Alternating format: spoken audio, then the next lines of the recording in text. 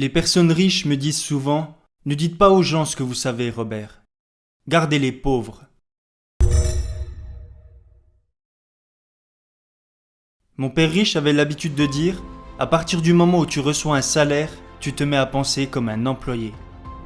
À partir du moment où vous acceptez de recevoir un salaire, votre cerveau se met à fonctionner différemment. » Et c'est ça le piège. Les entrepreneurs travaillent gratuitement. Le système scolaire est conçu pour vous apprendre à devenir salarié, docteur ou avocat. Il est conçu pour que vous deveniez un spécialiste. Mais l'école ne vous apprend rien sur l'argent. Il y aura toujours des pauvres parce qu'en vérité, tout part de ce constat. Quand les gens disent « je ne peux pas me le permettre » ou « je ne peux pas faire ça », ils décident inconsciemment de se coucher devant le système. C'est un acte de soumission, parce qu'on devient ce à quoi on pense. J'ai rencontré tellement de personnes qui disaient « non, je ne peux pas faire ça », je ne peux pas me le permettre ou je ne pourrai jamais gagner autant d'argent. Mon père, qui était diplômé d'une grande université, me disait souvent « Qu'est-ce que tu crois que je suis ? Je ne suis pas Crésus, je ne peux pas me le permettre. » Mon père riche me disait « C'est pour ça que ton père est pauvre. » Les personnes pauvres disent toujours « Je ne peux pas me le permettre, je n'y arriverai pas, je ne pourrai pas faire ça, je n'ai juste pas le temps. » Tenir ces propos est juste une ruse. C'est un moyen d'éviter de faire face à ses responsabilités. C'est un piège parce que c'est tellement facile de dire « je ne peux pas me le permettre » ou « je suis trop fatigué » ou « je n'ai pas le temps d'aller à la salle de sport ». Toutes ces phrases, ce sont juste des excuses. Bien sûr que si vous avez le temps d'aller à la salle de sport. La vérité, c'est que l'être humain est un être paresseux. Mon père riche avait une mentalité différente. Au lieu de dire « je ne peux pas me le permettre », il préférait dire « comment puis-je me le permettre ? Comment puis-je faire pour gagner plus d'argent ?» Une affirmation ferme l'esprit alors qu'une question ouvre l'esprit. Alors quand vous dites « je ne peux pas me le permettre », votre esprit se referme et se barricade. Vous devenez ce que vous affirmez. Les gens actuellement qui sont tranquillement chez eux et qui ont des problèmes d'argent, ou qui se morfondent de ne pas avoir assez d'argent et qui ne font rien pour que ça change, ça m'attriste vraiment. Parce que ok, l'argent ne fait pas le bonheur et certaines personnes gagnent beaucoup d'argent, mais sont quand même malheureuses parce qu'elles n'aiment pas ce qu'elles font. Ça, c'est une vieille croyance qu'on nous apprend depuis tout petit. L'argent ne fait pas le bonheur. Quand on me dit ça, je réponds « donc la pauvreté fait le bonheur ?» Et on me répond « bah non ». Vous voyez, il n'y a absolument aucun rapport entre les deux. On peut être heureux et pauvre, mais on peut aussi être heureux et riche. Et ne nous voilons pas la face. Le gars qui galère à payer ses factures chaque mois et qui a découvert le 10 du mois, a-t-il plus de chances d'être heureux que le gars qui a vendu sa société et qui voyage à travers le monde à la découverte de nouvelles plages ?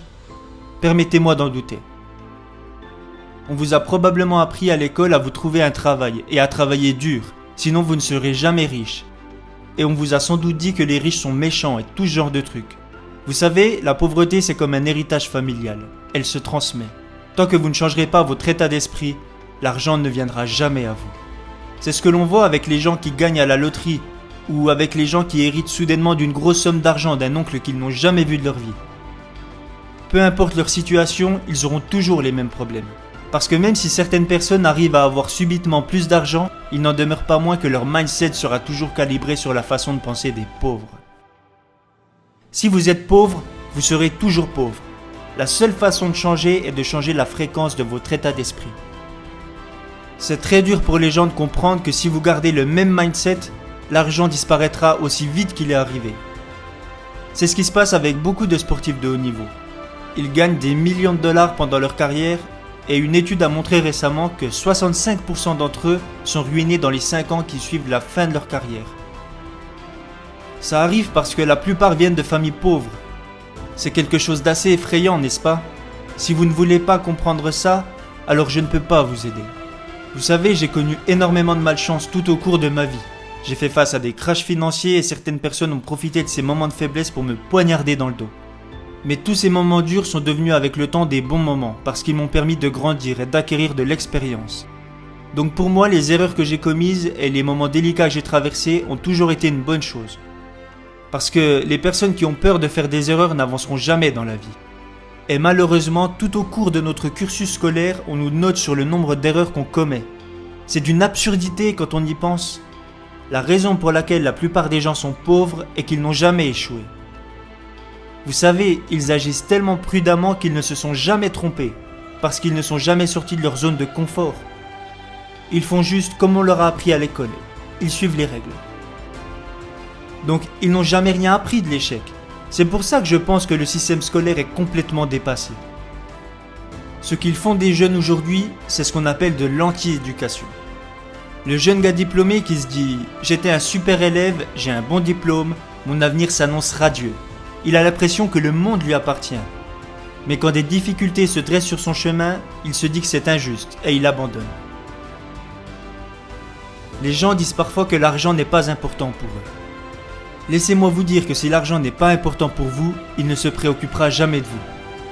Ça va dans les deux sens.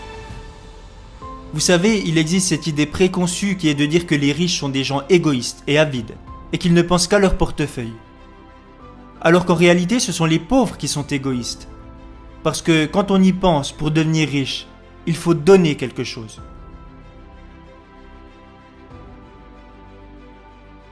J'ai vendu tout type de produits et j'ai investi massivement dans l'immobilier. Mais ce que j'ai aussi fait à travers tout ça, c'est créer des emplois pour permettre à des gens de vivre et de nourrir leur famille. C'est pour ça que je suis riche aujourd'hui. Les personnes égoïstes ne produisent rien. Einstein disait que l'imagination est plus importante que la connaissance. Mais la connaissance permet d'avoir plus d'imagination. Je pense que ce qui manque à la plupart des gens, c'est d'avoir de vraies connaissances du monde des affaires. Comme comment tenir une comptabilité, avoir des connaissances sur la fiscalité, sur les taxes, sur le marketing. Il vous faut savoir tout ça pour réussir, et malheureusement vous n'apprenez rien de tout ça à l'école. La plupart des professeurs n'ont pas ou peu de déontologie éducative. Ils enseignent des sujets qu'ils ne pratiquent pas eux-mêmes.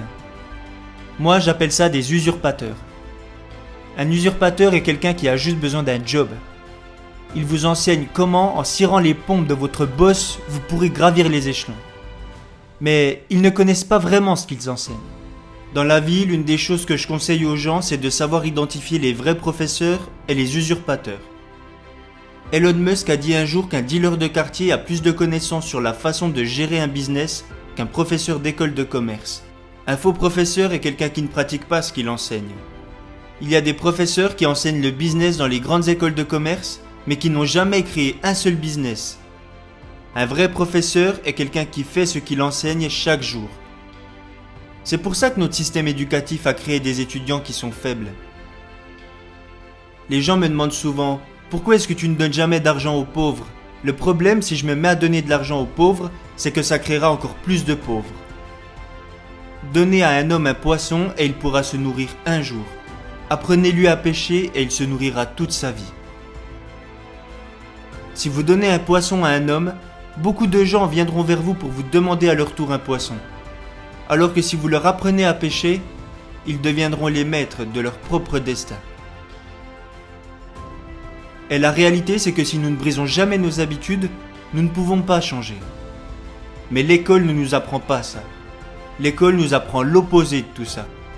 Comme je l'ai déjà dit, le système scolaire ne nous apprend pas à perdre. Ce que j'ai l'habitude de dire aux jeunes qui viennent me demander des conseils, c'est de construire leur propre jeu afin d'être soumis à leurs propres règles. Parce que si vous faites la même chose que tout le monde en suivant les mêmes règles que tout le monde, comment pouvez-vous espérer avoir des résultats différents ? Donc mes deux principales sources de revenus sont numéro 1, les business et numéro 2, l'immobilier. Je pense que le business et l'immobilier sont le combo ultime pour s'enrichir. Ce que je vous dis vous donne un avantage certain sur les employés, parce qu'eux ne savent pas comment faire pour gagner plus d'argent.